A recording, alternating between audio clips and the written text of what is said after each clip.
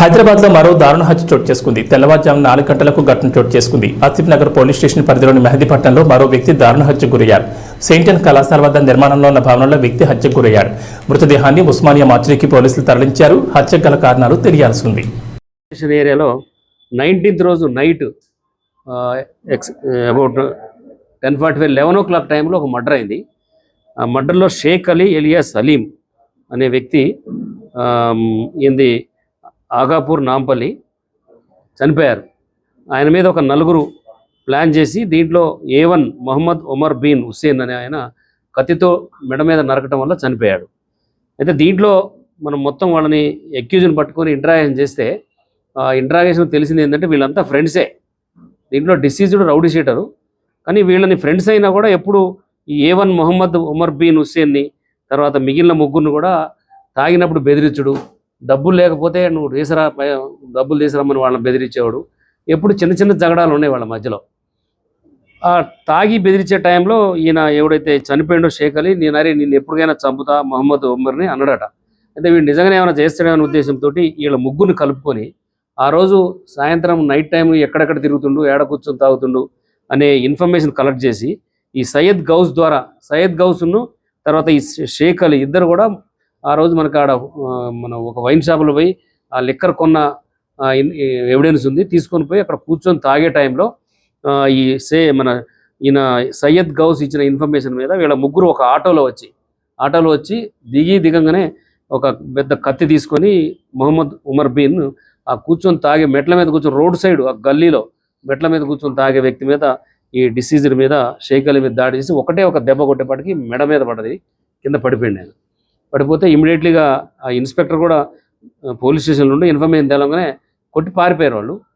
Immediately స్పాట్కి పోయి అప్పుడే just 5 నిమిషాలు ముందుగా కాబట్టి హాస్పిటల్ పంపించాలనే ఉద్దేశంతో హాస్పిటల్ పంపిస్తే అడిపోయేపటికి చనిపోయాడు. ఇది స్టోరీ. ఇది అయితే ఇమీడియట్లీగా ఈ ఇన్సిడెంట్ కాగానే పోలీసు తర్వాత టాస్క్ ఫోర్స్ వాళ్ళు రంగంలో దిగి task force south west task force inspector గారు బాలస్వామి, తర్వాత మా ఇన్స్పెక్టర్ వెంకటేశ్వర్లు, తర్వాత ఏసీపీ గారు, HLDCP గారు, వీళ్ళందరూ కూడా ఆ నైటే మొత్తం కేసును డిటెక్ట్ చేయడం జరిగింది. వితిన్ 24 hours కేసు డిటెక్ట్ అయింది. అక్యూజ్ని కూడా ఐడెంటిఫై చేయడం జరిగింది. ఇమీడియట్లీ పట్టుకొని ఈరోజు మీ ముందు ప్రొడ్యూస్ చేయడం జరుగుతుంది. వీళ్ళందరినీ కూడా జైల్లో కోర్టు ప్రొడ్యూస్ చేస్తాం, జైలు పంపిస్తాం. ఏంటంటే ఇది ఎప్పటి నుంచో ఇది వాళ్ళ ఇద్దరు ఫ్రెండ్స్ మధ్యలో చిన్న చిన్న మనస్పర్ధలతోటి అప్పటికప్పుడు డిసిషన్ తీసుకొని చేసిన మర్డర్ ఇది. కానీ ఇట్లాంటివి జరగడానికి వీల్లేదు. వాళ్ళకి కఠినంగా శిక్ష పడే విధంగా మేము ఎవిడెన్స్ తయారు చేసినాము. ఫ్యామిలీ మెంబర్స్ కూడా క్లియర్గా కంప్లైంట్ ఇచ్చారు. వీళ్ళని కోర్టులో ప్రొడ్యూస్ చేసి ఇమీడియట్లీగా తొందరలోనే దీని మీద ఛార్జ్షీట్ వేసి వీళ్ళకి శిక్ష పడే విధంగా పోలీసు మేము ట్రై చేస్తాము. వీళ్ళని ఇమీడియట్లీగా చేజ్ చేసినందుకు పట్టుకున్నందుకు టాస్క్ ఫోర్స్ ఆధ్వర్యంలో టాస్క్ ఫోర్సు తర్వాత లోకల్ CA గారు, మన ACP గారు, HLDCP వీళ్ళందరూ కూడా దీంట్లో కృషి చేసి పట్టుకున్నందుకు కూడా CP గారు కూడా అభినందించినారు. దీంట్లో మీద కేసెస్ ఉన్నాయి. ఆయన కూడా డీటెయిల్ మీకు ప్రెస్ నోట్ ఇస్తాము. ఆ డిసీజర్ మీద చనిపోయిన ఆయన మీద మన కొన్ని కేసులు ఉన్నాయి. తర్వాత A1 మీద కేసులు ఉన్నాయి.